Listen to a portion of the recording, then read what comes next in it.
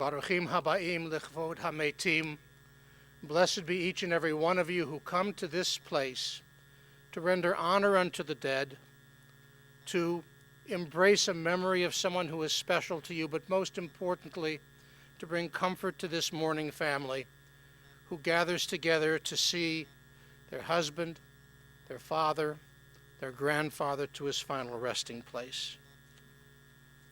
And so we begin with words from the psalmist, Shiviti Adonai lenegdi tamid, ki mimini bal emot, lachein samach libi, v'yagel kavodi. I have set the eternal always before me. God is at my side. I shall not be moved. Therefore does my heart exult and my soul rejoice. My being is secure, for you will not abandon me to death, or let your faithful one see destruction. You show me the path of life. Your presence brings fullness of joy. Enduring happiness is your gift. And the words which we come to associate with this time, the words of the 23rd Psalm, God is our shepherd who shelters us even during this, our journey through the valley of the shadow of death. Adonai ro'i lo echsar, binot desha yar bitseni, al me menuchot yanachaleni, nafshi yeshovev, yancheni b'magle tzedek lema'an shemo. Gam ki elech begeit sal mavet lo irara ki ata imadi. Shivtecha umishantecha hema yanachamuni. Ta'aroch lefanai shulchan neged sororai. Deshanta vashemen roshi. Kosi revaya. Ach tov v'chesed yirdefuni kol yemei chayai. V'shavti b'veit Adonai le'orech yamim. If you are familiar with the words, please join me.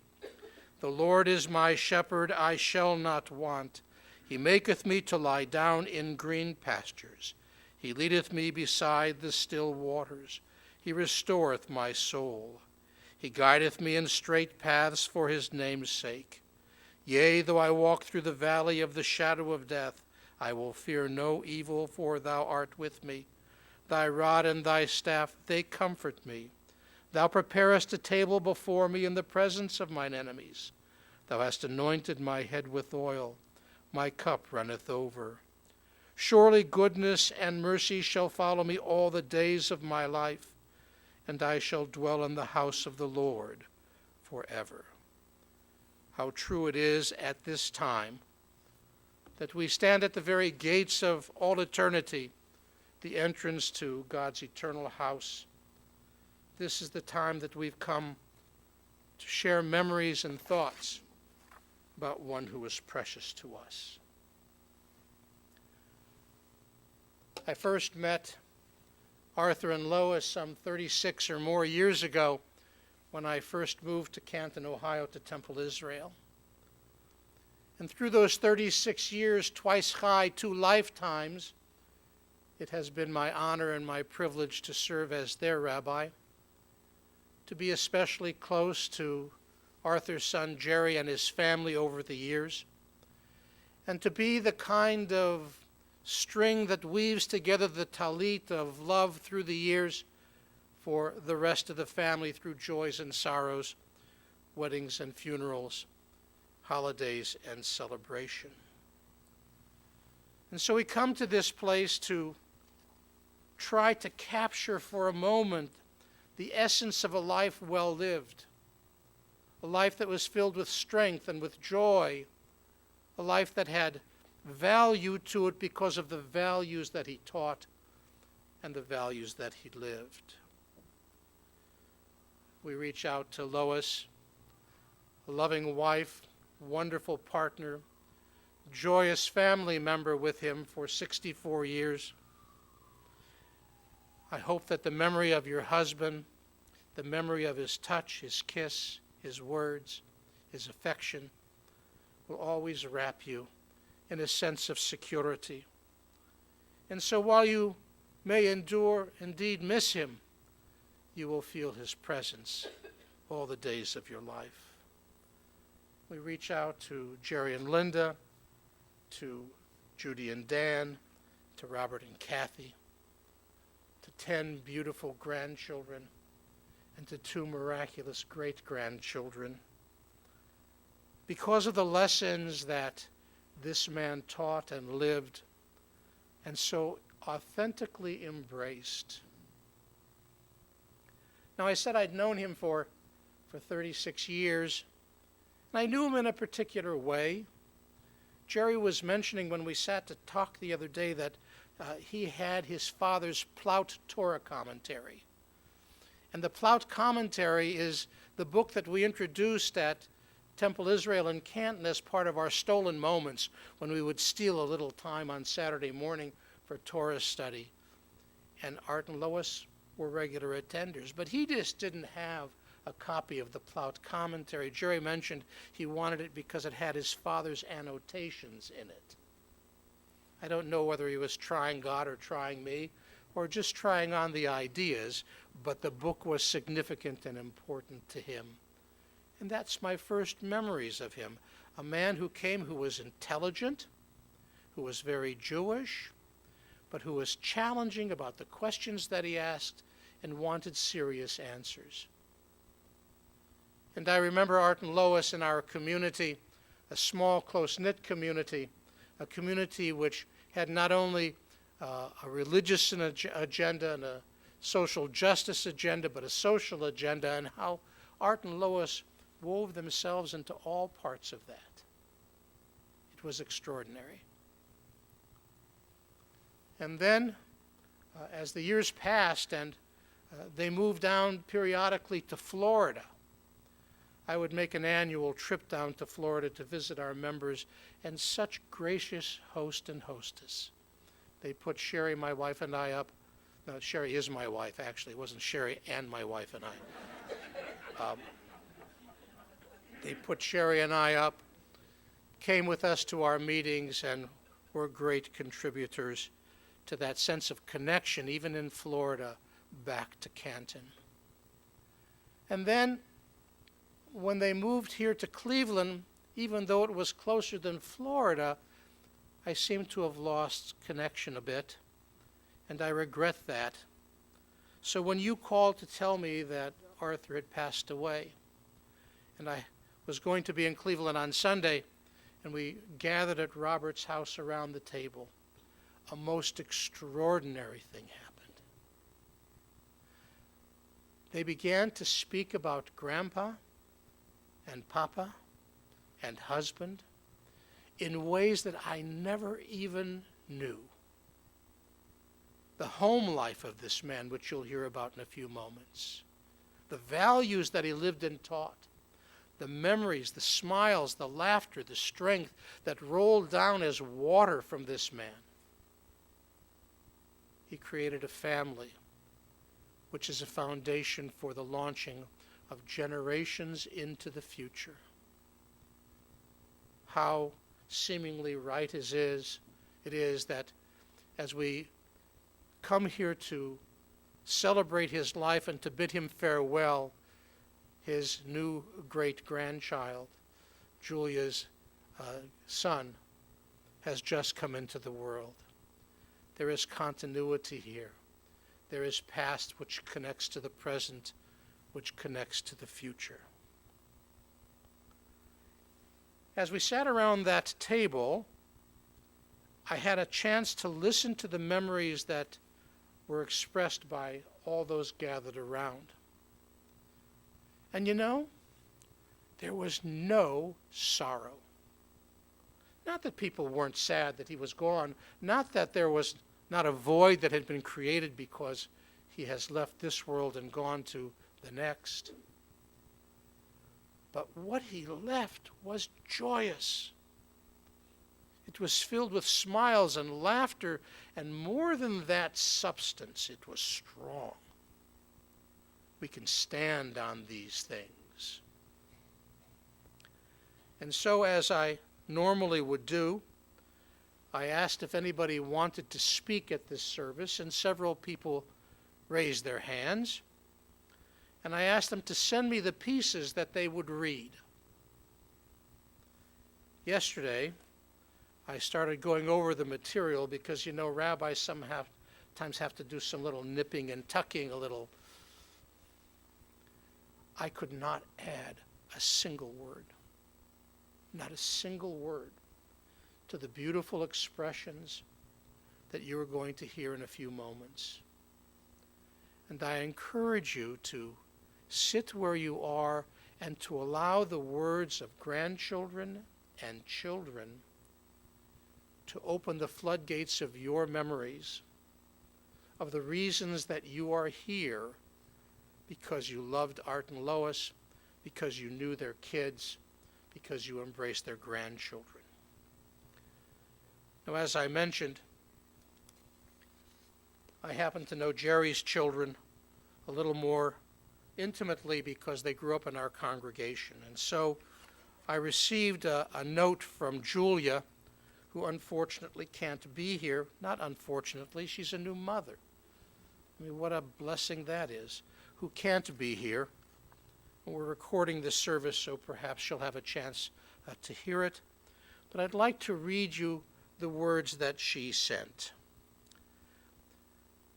I thought I would share a few of my memories of my grandfather here.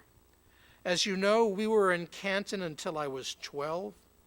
Much of my childhood was spent at my grandparents' having dinner. We were there probably at least twice a week, spending holidays together, and summers in Canton for Camp Leb. You'll hear more about that.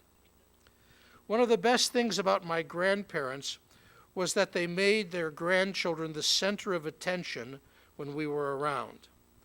I remember my grandpa Art often had a catalog of toys and would let me choose a few to order, or he might have a few Necco wafers in his front pocket to give me when I got there.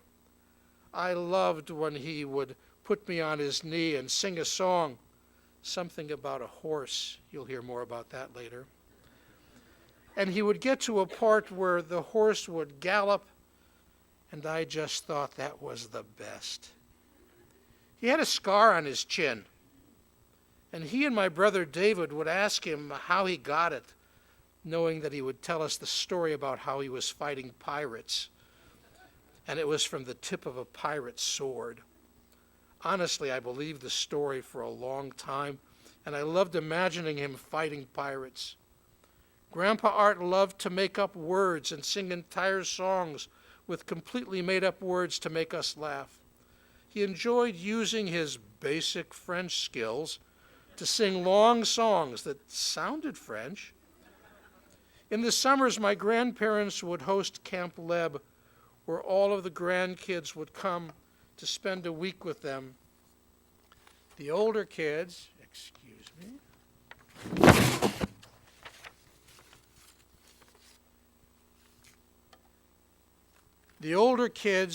would help take care of the younger kids.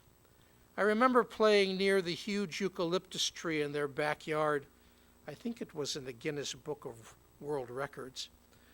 Riding our tricycles at the tennis courts, or just taking walks together. I was super into nature and bugs as a child, and I remember showing him things that I would find in the yard. I was so thankful to have my grandparents at my wedding and to see them meet their first great-grandson, Ari, David's son. I am grateful for the times I would join my dad on their Monday dinners with Grandma and Grandpa. Grandpa loved to eat the leftovers from other people's plates. Throughout his life, my grandfather was often in pain. I could tell sometimes when he would breathe slowly and deeply that he was hurting, but he never complained. He was quick to laughter, and when I think of him, he is smiling. I'm grateful to have so many memories with my grandpa Art. He will be dearly missed. I wish I could be there to attend the funeral. I just had a baby. Did you hear that? She just had a baby, Jonah William, and won't be able to make the trip to Cleveland, but I'm there in spirit. Julia. So, rabbis give eulogies, and we stand and we talk. But today, because of the beautiful words that have been sent and memories that have been sent, I'm going to invite first Amanda, a granddaughter, to come forward to read her eulogy. And then I'm going to invite Jerry to come forward to talk about his dad as a law partner. And then I'm going to invite Robert to come forth to talk about his father as a source of wisdom.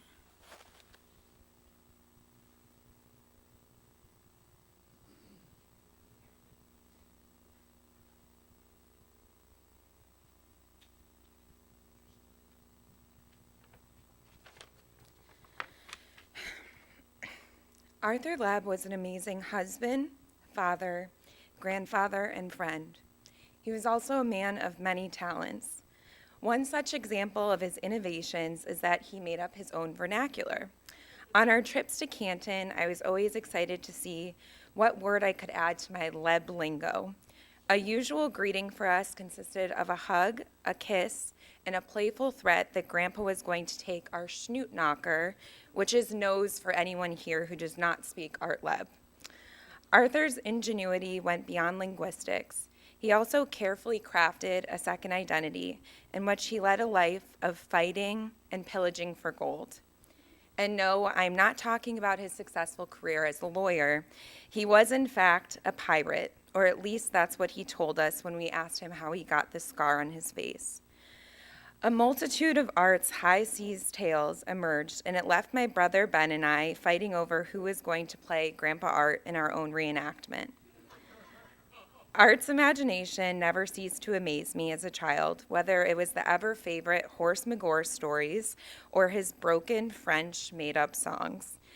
Grandpa Art and Grandma Lois also single-handedly organized the best camp that Canton, Ohio has ever or will ever see.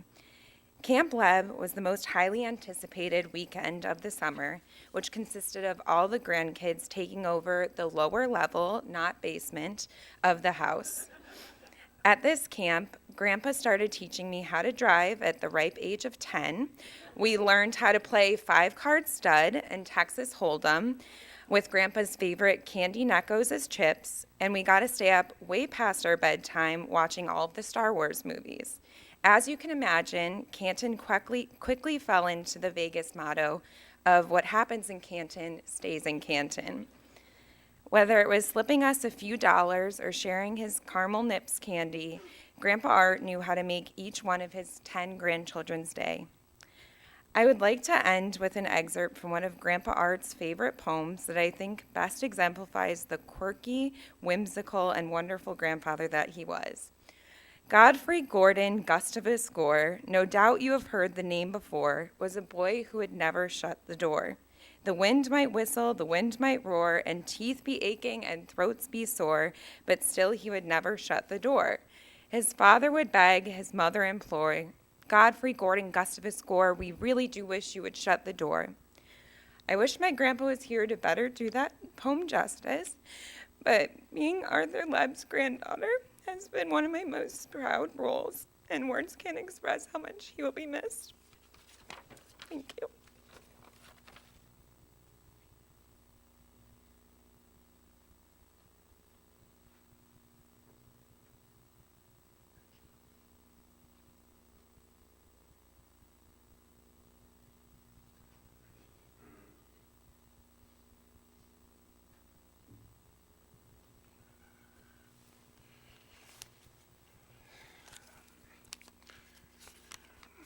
You know, the rabbi called me my father's law partner, and it's not true. I was his associate, and I didn't deserve to be his law partner at the time we were together. That's just the way it was.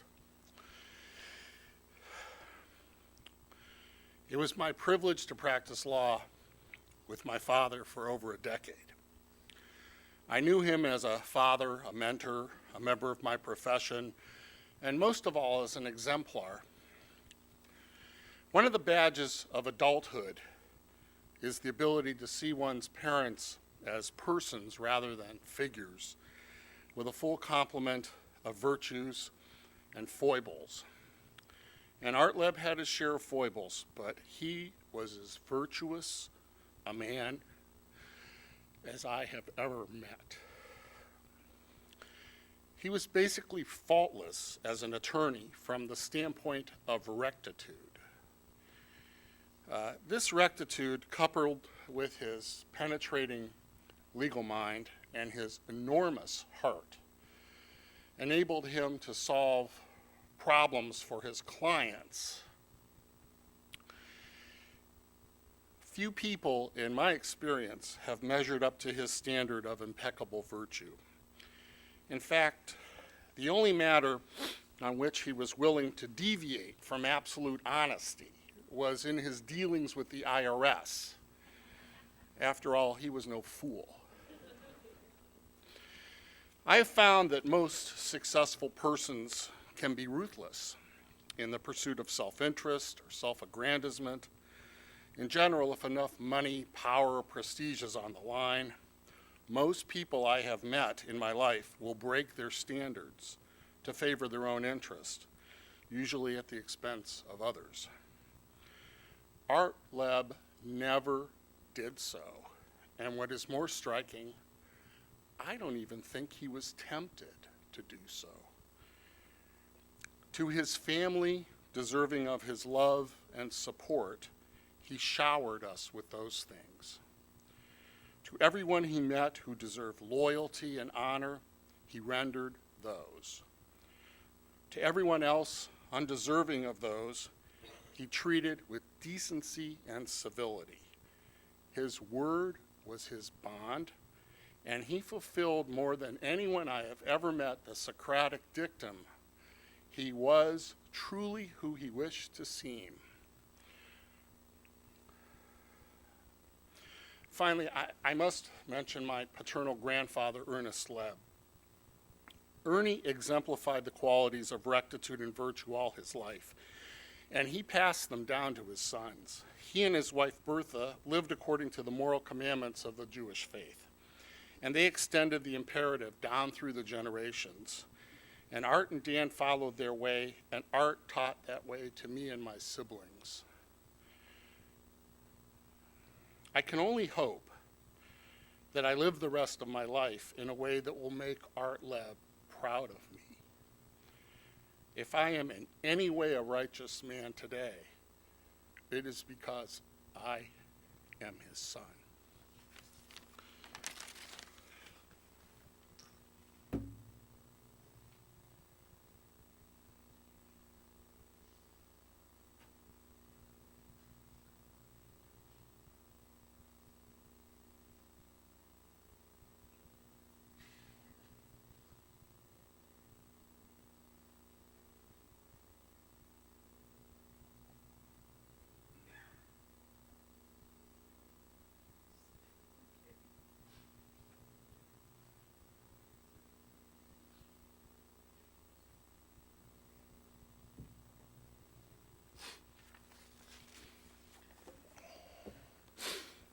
Before I start my eulogy, I'd just like to say something on a personal note.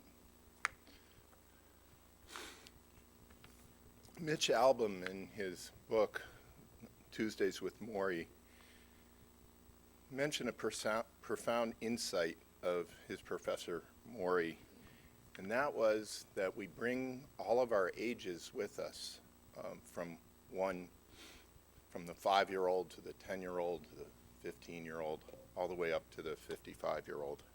Like nested Russian dolls, we carry them forward. And with the passing of a parent, I discovered that I'm really just a little boy.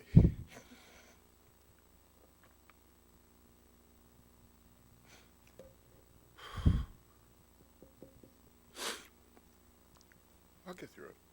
4 days ago, my heart ripped open like a piñata, and just look at all the candy that came out. My mom, Lois, my brother, Jerry, sister, Judy, and our extended family, we really thank you for all the loving care that you've shown us since my dad's passing. Who would imagine that in our little neighborhood there were so many cardiothoracic surgeons and cardiologists to mend a wounded heart? So I figured if I did that, I'd be able to get through the rest. There is a tractate in the Talmud called Pirkei Avot, the wisdom of the rabbis or the father. We traditionally study these during the spring when the days are lengthening and the Shabbat, and the time for such study gets longer. But today, I would like to share with you Pirkei Art, or Pirkei Abba, the wisdom of Arthur Leb. My brother Jerry once commented that we kids were raised on platitudes, but those nuggets were dropped by my mother, not my dad. He did not verbalize his wisdom, and he certainly did not wear it on his sleeve. My dad's wisdom came from a deeper and more hidden place. I think it was just embedded firmly in his character, and he left it for those of us who knew him to mine his wisdom. I've had the tremendous fortune of sharing my first 55 years with this man. So I'll share some of those pearls with you. And the first one involves a little boy, me, who was maybe 5 or 6 at the time. When I was young, we always had long, full Passover Seders. And the second half of the service, the part that's after the meal, was longer than the first, which nowadays is a little unusual. The children at our Seders were either permitted or maybe just allowed to actually drink wine for the 4 cups. And at this particular Seder, I'd probably haven't had my few, and I had fallen asleep. So my dad was carrying me out to the car, and he carefully laid me on the back seat. And he was so tender and so sweet. And then he took off his sport coat, and he covered me with it.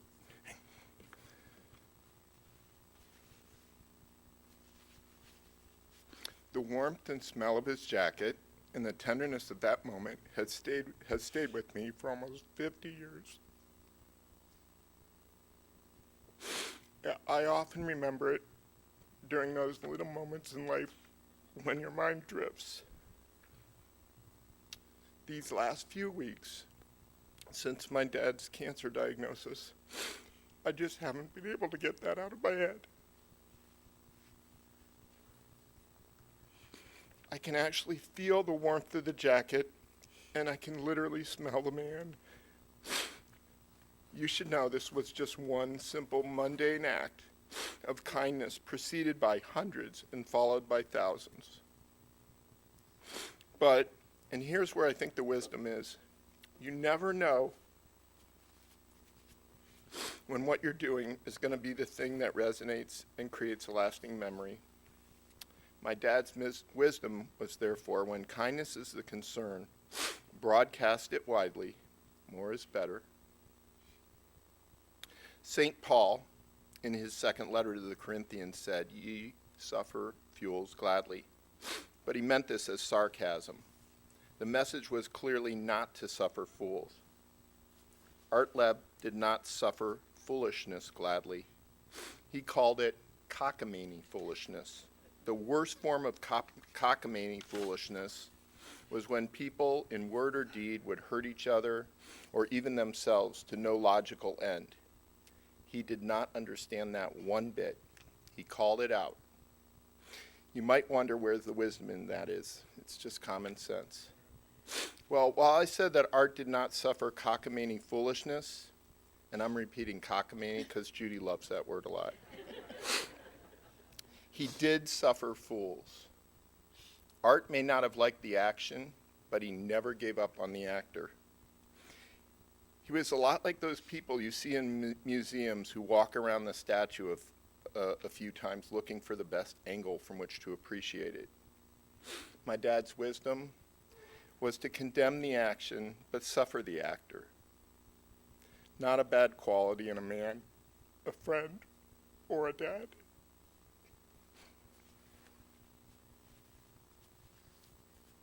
My dad loved my mom. On our ride home from Ithaca, my daughter Jillian asked me if the rumor that Papa had stole Grandma when she was on a date with another guy is true. To that less than chivalrous charge, my dad would have to plead guilty. He met my mom when she was out on a date with another at a jazz bar. My dad noticed her sitting in a group, including some people he knew. The boy she was with did not introduce her when my dad came over to say hello, and as he and his friends were leaving the bar. So my dad, when he got outside, said, "Wait a minute." He went back into the bar to get her name. When he heard her name, he cleverly asked, "Stuart Shaffron's daughter?" My mom replied, "No, Isidore Shaffron's daughter." In the days before the internet, these were the things people had to do to get somebody's phone number from the white pages. Jillian seems to think that this caddish behavior was romantic. Well, it worked. I remember discovering a cardboard box on an upper shelf in the back closet containing Super 8 film and a viewer. I must have been around 11 or 10. I think the home movie must have been taken at my dad's law school graduation. It was in Technicolor, a new technology at the time. It's a film clip of my dad getting out of a car, opening the door for my mom, who exits from the passenger side, and then they kiss. 1 minute, 47 seconds. My 11-year-old self timed it. It was like right off the cutting floor of a 50s romance movie drama. Come to think of it, it was a 50s romance movie drama.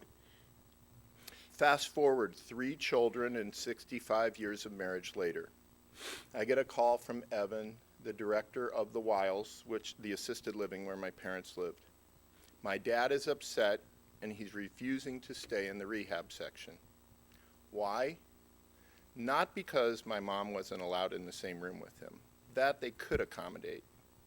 Art was upset because they couldn't or wouldn't push the beds together. Now here's the scene you have to have in your head. My dad's 87 years old. He has a tube draining urine coming from his left kidney. He's in a hospital bed. I'm just saying. That must have been one hell of a kiss. So Art's wisdom, if you come across a partner as special and wonderful as my mom, Lois, seek her out, latch on, and don't ever, ever, ever let go. You've already heard Art Leb loved candy. He always had candy. Like a squirrel, he hid candy and cachets at home, in his car, at the office. I'm not really sure the wisdom in that. There's nothing wrong with it unless you're a dentist. My mom would say you can catch more flies with honey than than vinegar. But the truth is, while my dad would share his candy, the candy was there for himself.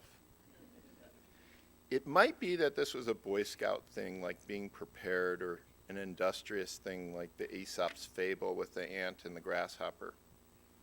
I was hoping while I was up here I might be inspired to find some profound wisdom in this fact, but I really can't. Maybe it's this. Art wisdom is that life is not always about deep wisdom.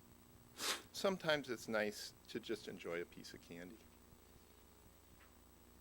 My dad had a prodigious memory and an incisive intellect. I don't know much about his legal career, but my brother Jerry worked with him for 10 years. 2 nights ago, in a completely and totally unbiased testimonial, he let the rabbi and our family know that Dad was absolutely a fabulous attorney. What I am sure of is that he used his legal talents to help his clients resolve their issues in a manner that both served their interests and helped maintain relationships. My dad, sometimes to his own financial detriment, was interested in steering clients to fair solutions, often avoiding costly litigation. My dad's memory was also my dad's memory also went beyond the dry minutia of the law. He knew the verses to Christmas carols that, although they had been composed, had not actually been sung for years. When we first moved into the Danielsons, our neighbors on 23rd Street, and joined their traditional Christmas caroling through the neighborhood, everyone wanted to know how the Jewish guy knew all the words to Christmas carols. He also knew all 4 verses to My Country 'Tis of Thee, the Canadian national anthem in English and French, and many, many other popular songs, and their rarely vocalized 3rd and 4th verses. The wisdom he conveyed: God gives you characteristics, but these are just gifts for which you should be careful to show little pride. It is what you do and how you influence others with your God-given talents. That is what matters. So I've quoted the Talmud and St. Paul, and if Rabbi Spitzer will indulge me a little longer, I'd like to make a reference to Hogwarts School of Witchcraft and Wizardry. So Jordan and Jillian, there's a little French coming up, so pay attention.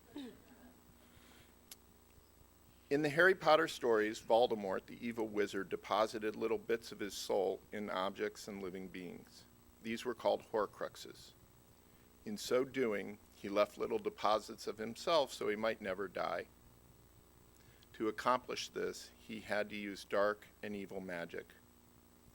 Art de Mort, through his own bright and munificent Mensch magic, has traveled this world, depositing little bits of his soul and wisdom in those of us lucky enough to have been so enchanted. When Jerry, Judy, and I were all in the same bedroom together in the 36th Street house, Dad would put us to bed after our baths by rolling us into our towels and then throwing us on the bed, spinning us free of the cocoon. Then he would tuck us in, read us a bedtime story. He would read from the beautifully illustrated volume of Hans Christian Andersen fairy tales, or Little House on the Prairie, or best of all, he would tell us stories that he made up about the adventures of Horst Magorse and his sidekick Robbie. Then he would turn out the lights and say the Shema, and finally he would end with this verse of poetry. Good night, far flies the light, but still God's love will shine above, making all bright. Good night. Good night. Arthur Leb, with his unique and magical wisdom, touched and blanketed all he met with a loving talisman, a tiny ember of his soul. While we live, he can never truly die. Shalom and Godspeed, Papa. Can I have it? Thank you.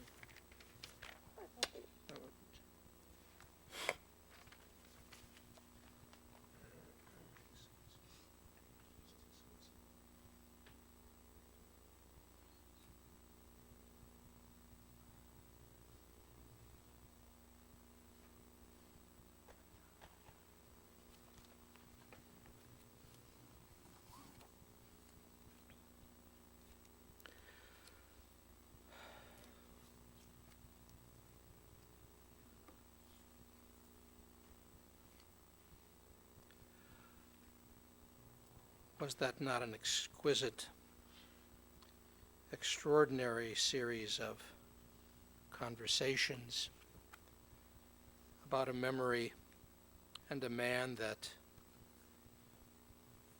in some senses has gone, but in very real ways is still with us? Robert, I was listening again very carefully to the Hogwarts references about the gentleman who left bits of himself. And you know, the reality is that's probably based on the Kabbalistic principle of the shattering of the vessels. Our tradition, our mystical tradition, teaches that as God creates the universe, pouring God's essence into this great vessel of the universe, that God's power is too great for it, and therefore the vessel shatters, sending shards with sparks of God's light and God's essence throughout the universe, and that our job as human beings is to go out and to gather the shards, to rediscover the essence of God, the sparks. I think in reality, your father, your husband, your grandfather was one of those shards which contained a bit of the divine light, and that in your memories, in the memorials that you speak, you have gathered those together. Good night, far flies the light, but still God's love will shine above, making all bright. Good night. Let us rise for memorial prayers, please.